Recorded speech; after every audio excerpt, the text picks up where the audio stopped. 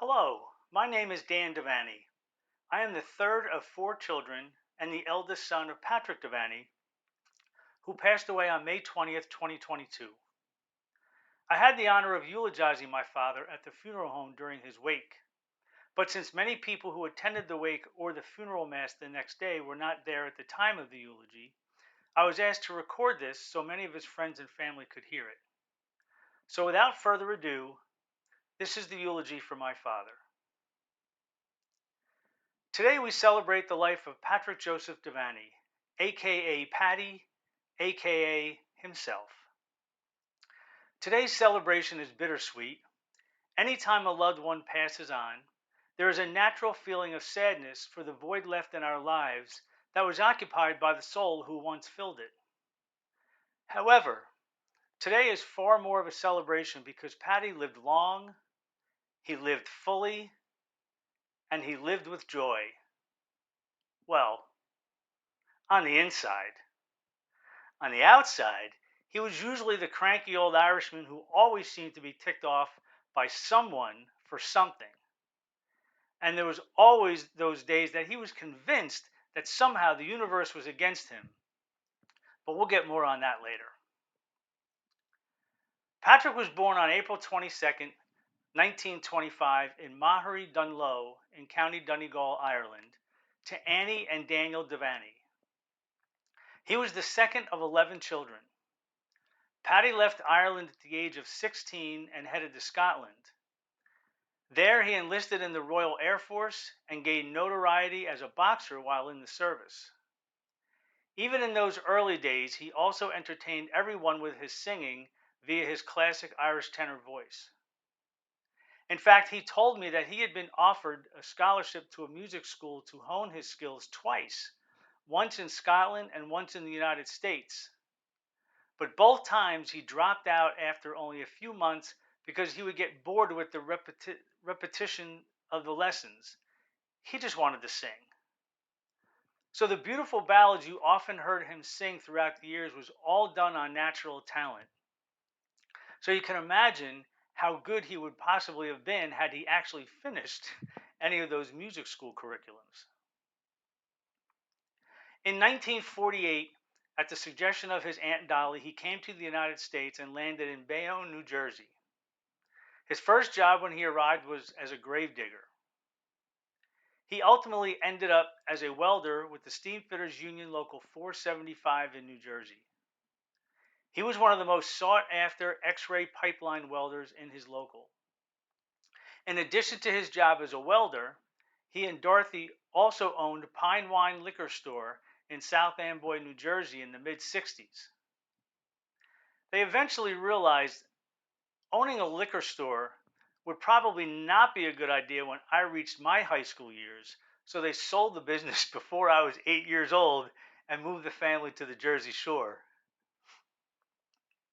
Paddy always had a strong work ethic and he ingrained that into his kids. I'm sure that there were many times when the Union Hall had no work for him and he may have had a short period of unemployment. However, I never remember them. They were hidden from the kids. That's because Dad told me several times that when he was out of work, he would leave the house in the morning as normal and drive around the area looking for people who were either building a house or repairing a house or some other building. And he would get out of the car and he would approach the boss and ask what help did he need. No job was too small.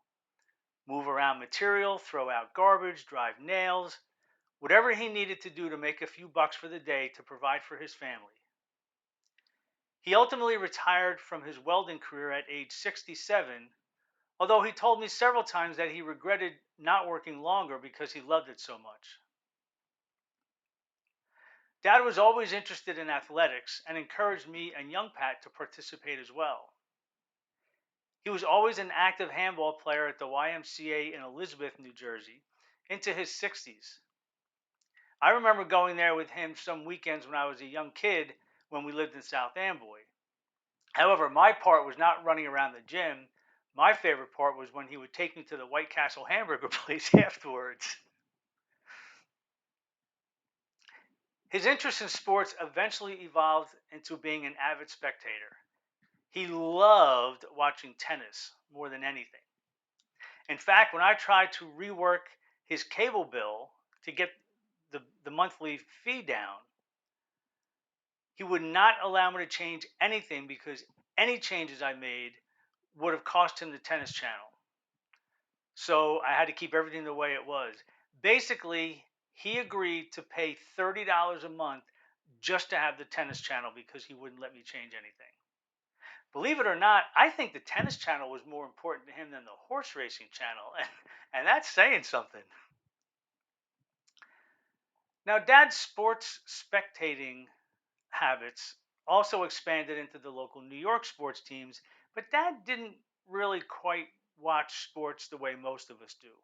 So, most people watch sports because either there's a team that they support and they're diehards and they're going to root for them, you know, win or lose. Other people like me, I just like to watch good sports and high level competition. Dad, on the other hand, was dying to watch the Yankees every day, and he hated them. And one time there was a dispute between the Comcast cable network and the TV station that broadcast the Yankee games. And Dad would ask me a couple of times, why can't I find these Yankees on television? And I would explain to him again that there was this contract dispute, and until they work it out, the Yankees aren't going to be on TV. And then I asked him, well, but Dad, what do you care? I thought you hated the Yankees. I do. I hate those some bitches. I said, well, then why do you care if they're on TV or not? Because I want to see them lose. So the man thought it was a good, use of his time to root against the Yankees to lose and watch as many games as he could just to make sure that they lost. God love you, Paddy.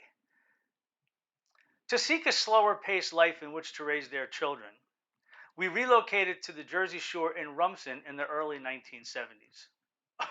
Oh, no, no. We didn't move into that Rumson, the one everybody thinks of. Not the one with the sprawling estates and the house that looks like hotels. No, no, no, no. Dad always joked we lived in the slums of Rumson.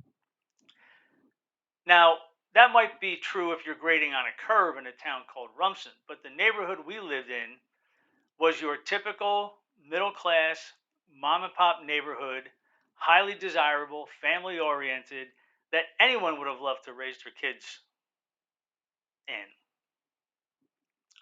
But again, because we lived in Rumson, Dad had these thoughts in his mind, and one was when I was in high school and college, and I would tell him that I was dating a new girlfriend. He would say, "Well, you didn't tell her where you live, do you?" I said, "Well, of course I told her where I lived." "Oh, don't ever tell them where you live." I said, "Why?" "Because once you tell them you live in Rumson, they're going to think you have a lot of money, and now you don't know if they're dating you for your money or because you're a good guy." And I said, "Dad, trust me, there ain't nobody dating me for my money, no matter what my address is."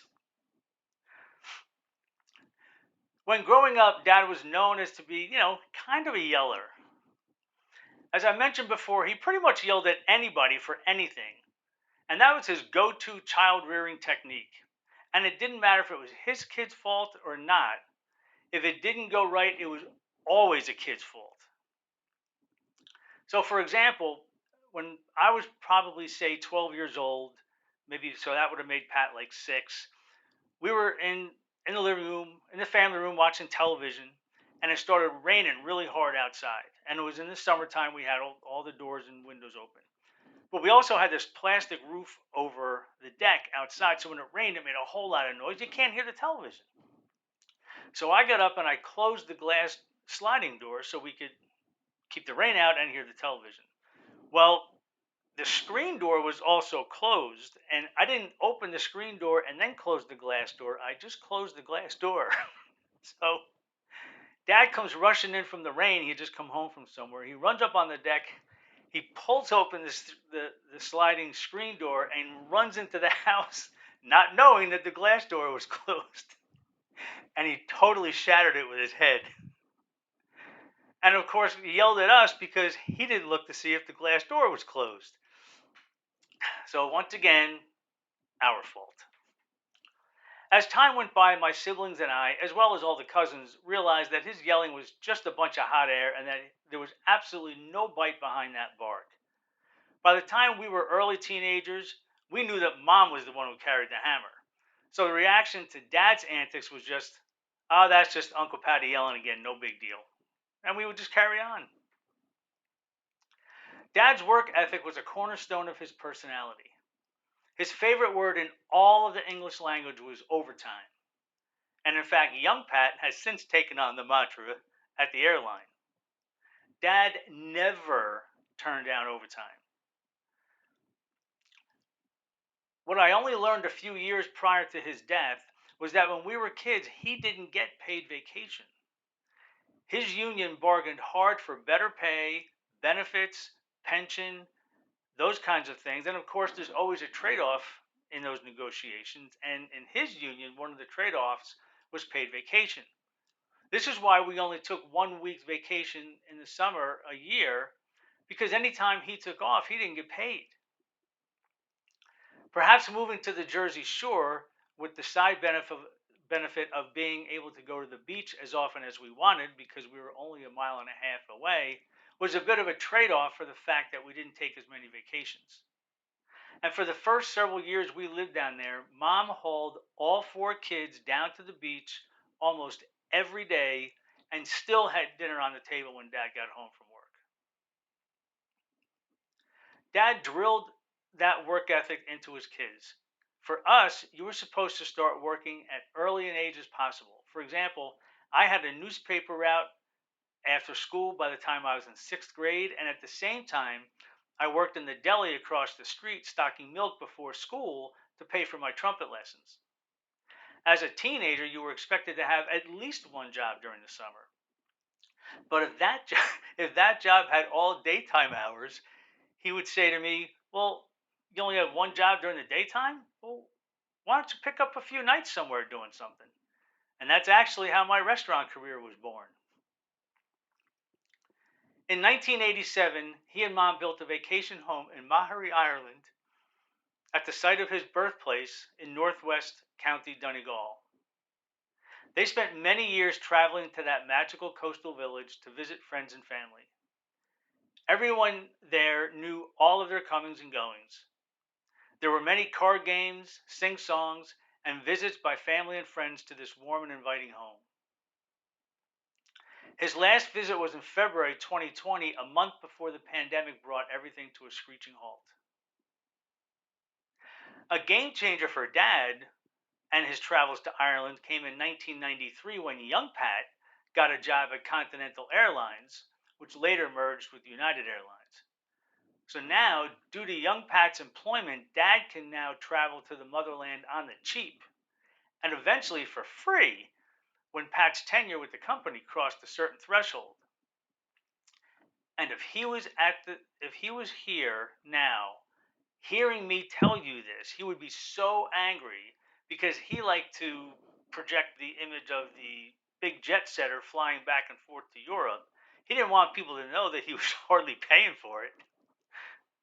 Well, it's a good thing Pat likes his job because, under threat of being disowned, young Pat was never allowed to leave that job as long as dad was breathing. And he said that multiple times.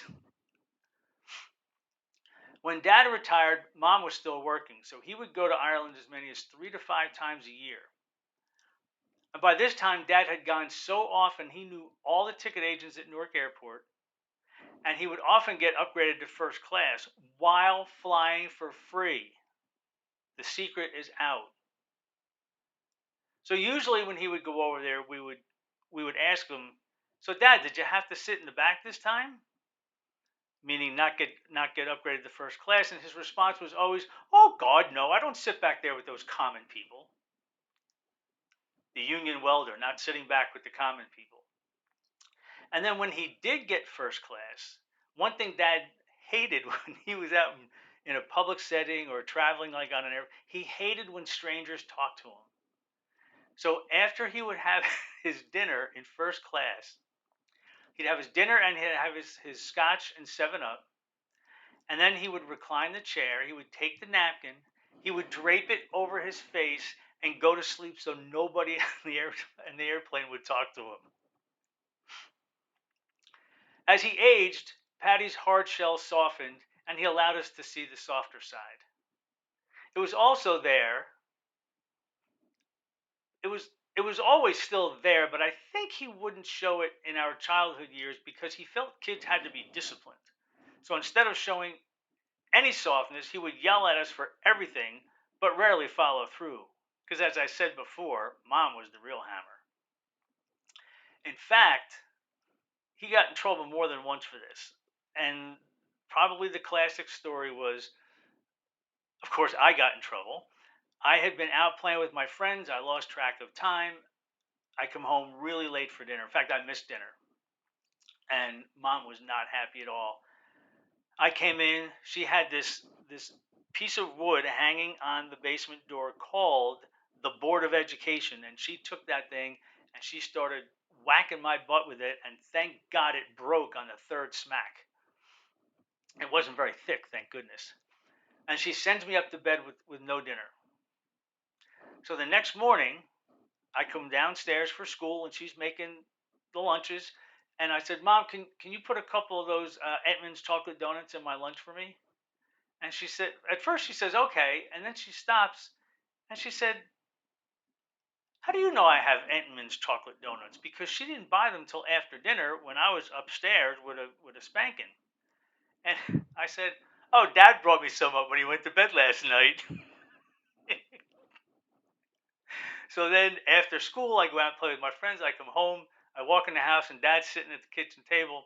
And I said, hi, Dad. And he goes, Jesus Christ, you got a big mouth. You know that? And I said, well, what'd I do?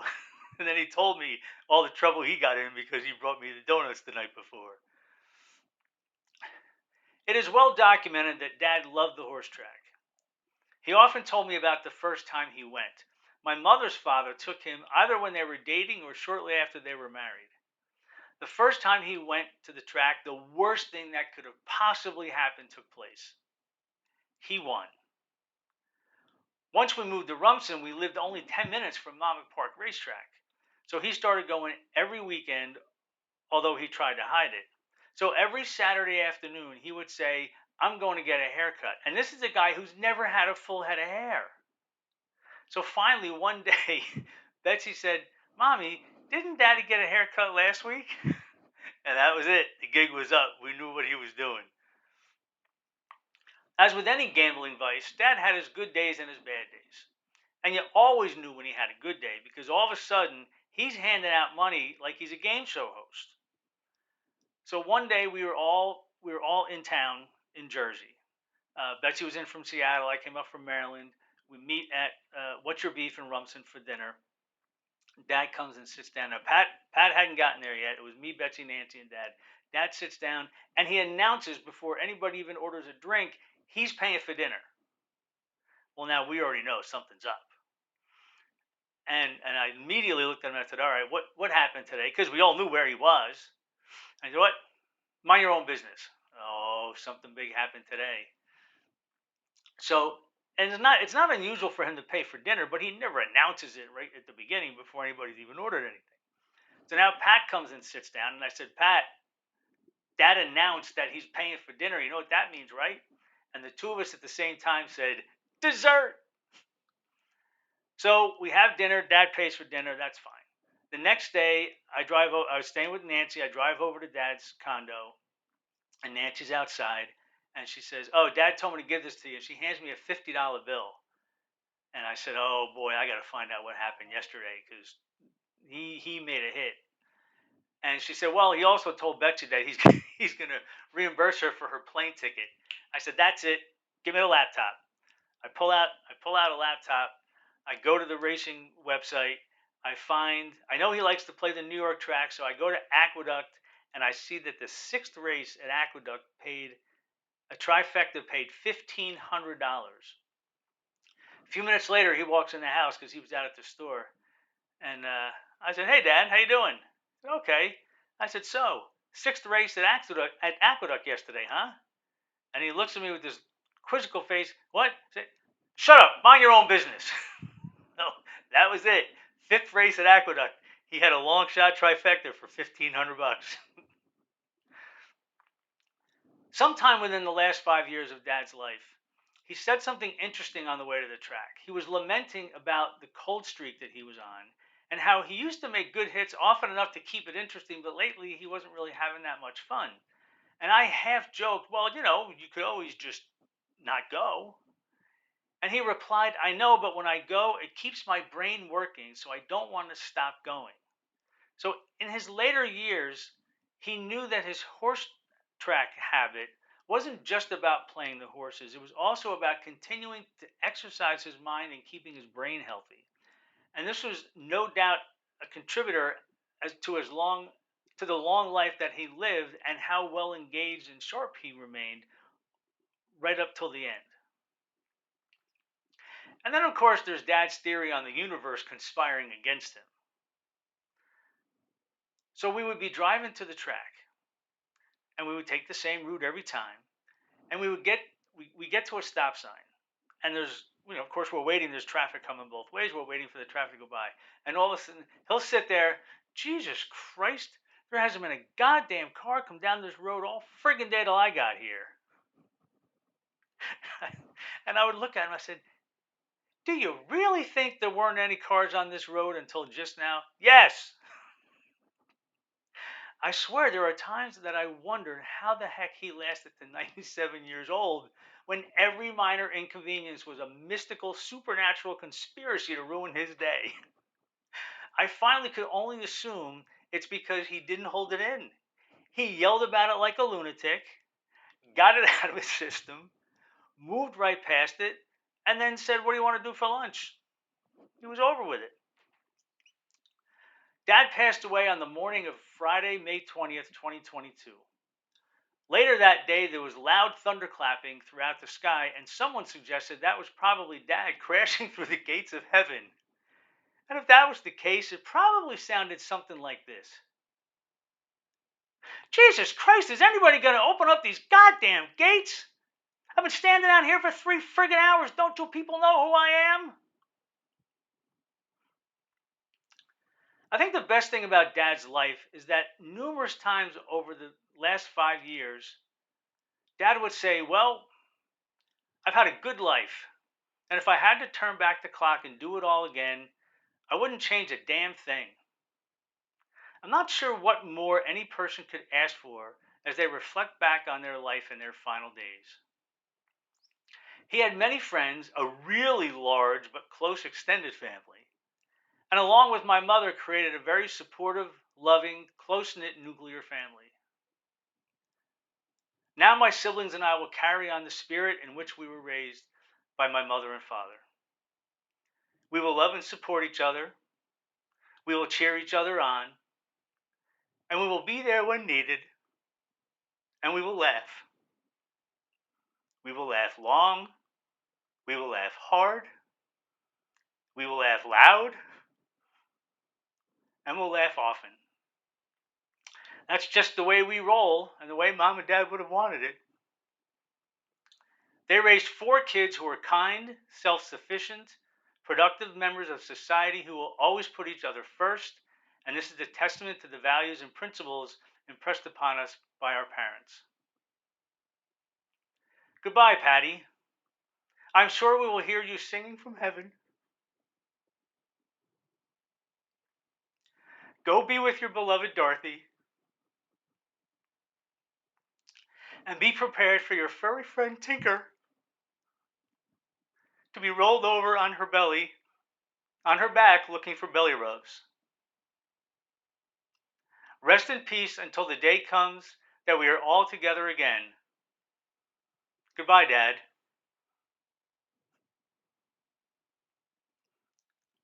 We love you very much. Godspeed.